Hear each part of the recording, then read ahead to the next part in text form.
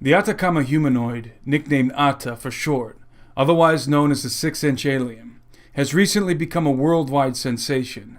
Though the discovery of the diminutive mummified humanoid occurred in the year 2003, it was popularized by Steve Quayle and Klaus Dona in 2009, and then became the subject of a documentary film entitled Sirius in 2012. The Sirius documentary features the life and work of ufologist Dr. Stephen Greer. In the film, Dr. Greer conducts a rigorous scientific analysis of the Atacama humanoid, involving an autopsy, x-rays, CAT scans, and genetic sequencing. The results of the analysis have caused a stir of controversy in the scientific community. Although no one is claiming that Ata is a hoax, since he is comprised of real genetic material, organs, and bone marrow, many scientific personalities are claiming that he is nothing more than a mummified, aborted fetus, while other more intrepid minds are wondering if the entity is an extraterrestrial from outer space. We'll examine both claims, but first, let's review the background information.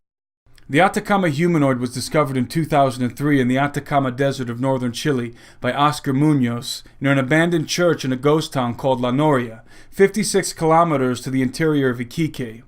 While searching for historical artifacts, Munoz found the entity lying on the ground wrapped in a white cloth tied with a violet ribbon, in which was found, details the Chilean newspaper La Estrella de Arica on the 19th of October 2003, a strange skeleton not more than 15 centimeters long.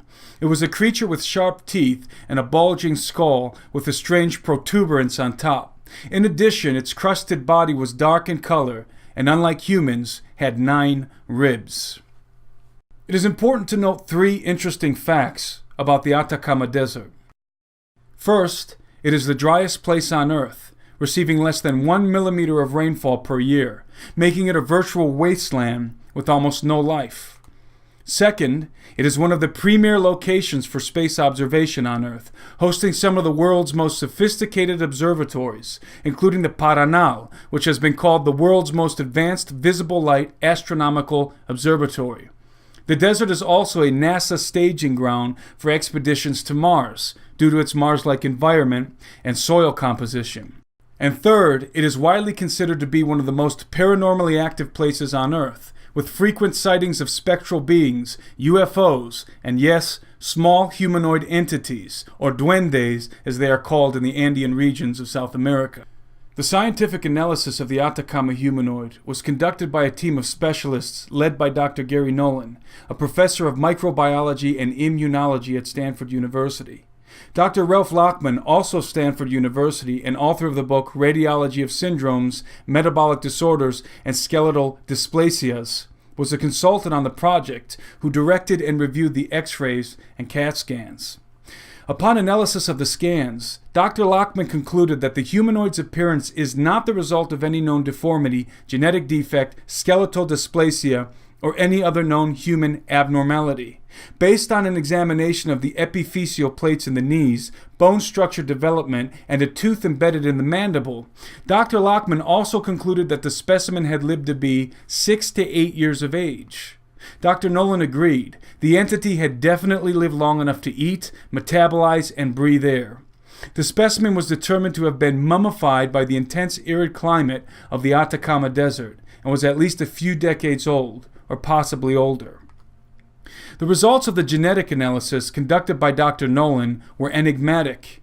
Nolan's team discovered that 91% of Ata's genes matched up with human genes. The 9% in DNA mismatches could stem from several factors, including the specimen's degradation, insufficient data, or unidentifiable sequences. In other words, the entity's genome has been confirmed to be mostly human, and therein lies the enigma. How could the Atacama humanoid be mostly human and yet only 6 inches tall?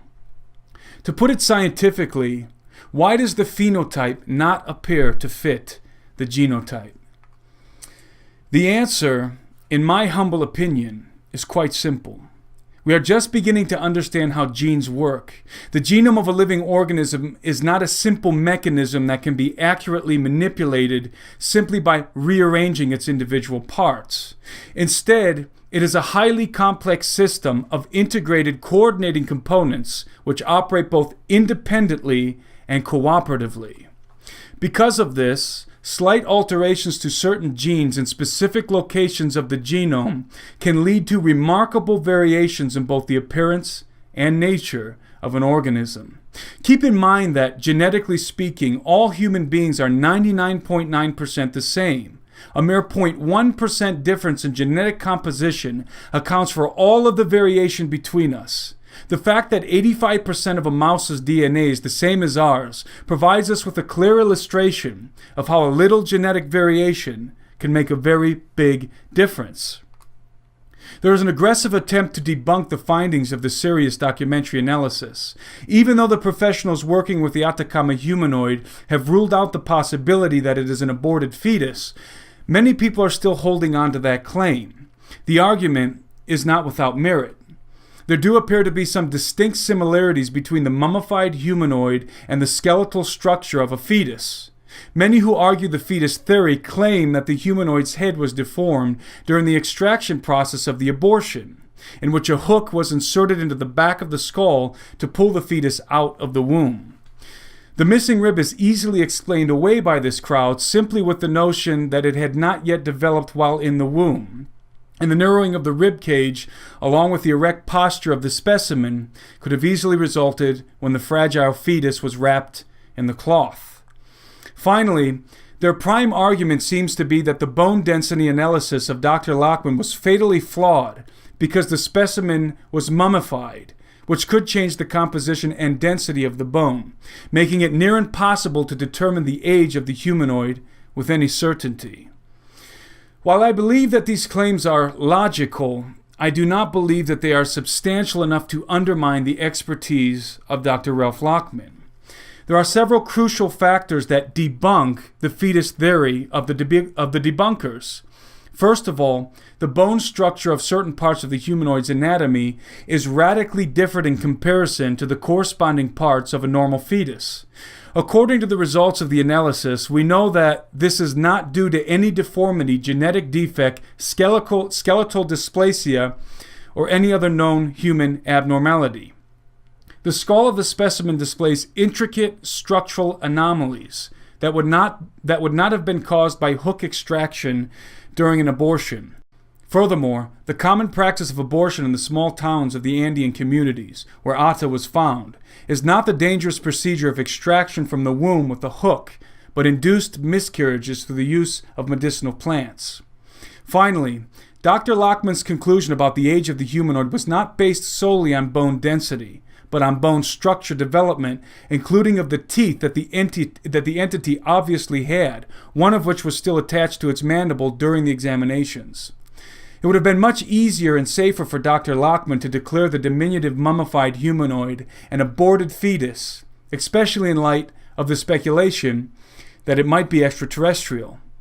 And yet, after intense scrutiny, the guy that wrote the book on skeletal abnormalities in infants ruled the fetus possibility out. There is, of course, no indication whatsoever that the Atacama Humanoid is of extraterrestrial origin. Those who were hoping that the Sirius documentary's analysis of the entity would yield the kind of results needed to finally break the seal on extraterrestrial disclosure were sorely disappointed. In conclusion, I believe that what we have here is exactly what we should have expected from the beginning. A humanoid hybrid whose origin is terrestrial, but whose genetic composition is not fully human, and a scientific community struggling to deal with that fact. In my mind, the question of whether or not the humanoid is a fetus is not really the most important one. In the Sirius documentary, Dr. Nolan declares, "The sequence that we got from the mitochondria tells us with extremely high confidence that the mother was an indigenous Indian from the Chilean area. Mitochondrial DNA testing only reveals the genetic lineage of the mother. My question is, who was the father? I'll bet he wasn't very handsome. I'll bet he wasn't fully human. And I'll bet we will never be told the truth if I'm right." I'm Timothy Alberino, reporting for SteveQuail.com.